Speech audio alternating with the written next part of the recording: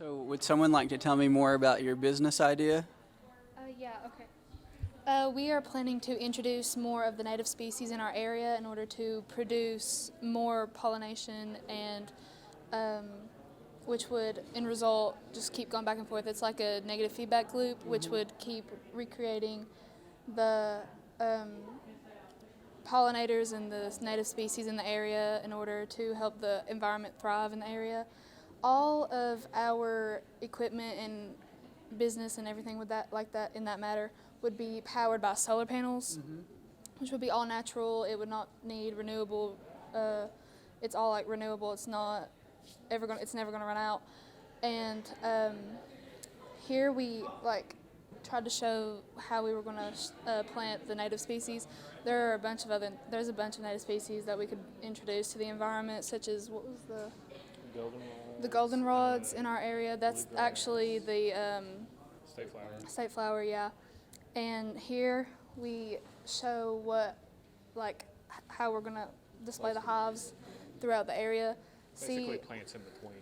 Yeah. I'll talk about it. Because they're all going to be separated by some vicinity in order to keep the hives from like swarming against each other, and there would be no like competition against the hives. They would all be separate. And then in our building, there's going to be some sort of an observatory part where you can see the honey actually being made and produced, in which we would have another shop where you could purchase the honey, like jars like this, and it would be like aimed towards younger audiences that normally like to go after pretty things, because in our society today there's a lot of social media presence and they love to post whatever's pretty and whatever will get them more followers. And so basically up on our site there are two hills, main hills, which would be where the solar panels sit, and so there would be access at all times to the sun's energy, except for night, of course. And the building is going to be right in between that, so there's not too far of a distance between the panels and the main source of production.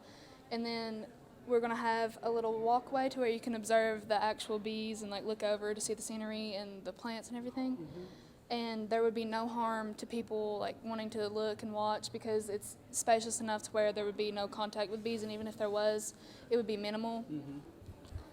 Yeah.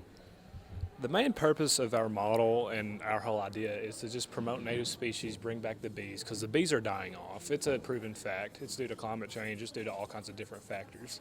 We want to, bring back bees, because without bees, we can't live. Albert Einstein said that if the bees die off, we will only live for another 4 more years. And basically, it's just to promote pollination, to bring up, basically just bring back the species, bring back the bees. That's the main purpose. That's the biggest problem we face in society today is just bees, disappearing and dying off. Will the main revenue driver be sales of honey, or will you be getting like funding to do this kind of? The idea is to be a nonprofit. Okay. But if we're a nonprofit, we get a lot more grants. So we actually get more money from the government that way. But we will be selling honey, as we mentioned. We want to get involved with tourism, Prestonsburg tourism, because we're located in Floyd County. There's a lot of tourism groups that come through Prestonsburg in the area because it's a very historic town. They pay a lot of money for stuff like this, and they love seeing it. They love anything just pretty, anything. There's a really good scene, they all love it. And honey revenue, we're going to sell bees and beehives, because that's a very big market. We put, a lot of people will buy a beehive, put it near their garden, so their garden will grow, better. Renting, selling, that's going to be the main driving force. But the biggest part is going to be just nonprofit funding, government funding, grants, Was there any specific reason why you chose the site that you chose? It's very flat. It is really good for what we need it to do. It's very accessible. It's right next to the Mountain Parkway. It's not the Mountain Parkway. It's between Prestonsburg and Salyersville. Okay. It's like the Mountain Parkway, but it's not. But we got a school bus up to it. So if you can get a school bus, you can get a regular car.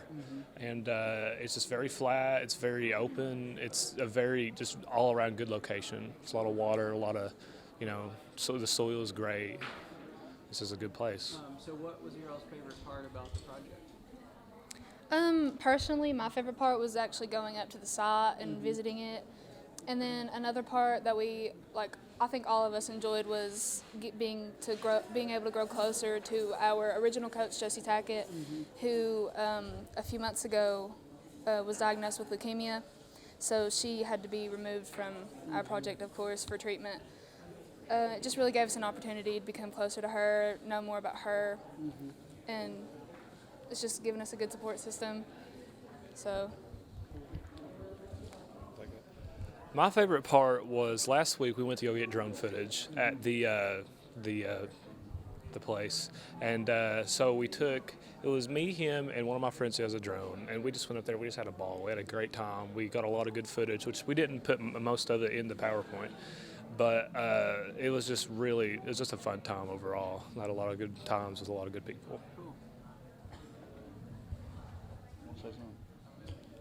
I think my favorite part was just the cooperation aspect with my classmates, because we don't normally get to do things at Betsy Layne. We normally all of the projects that we do are one-day things that we do it and just turn it in for a grade. And I think it was just pretty cool to do like a 6-month span just to cooperate with my teammates and come up with something big like this.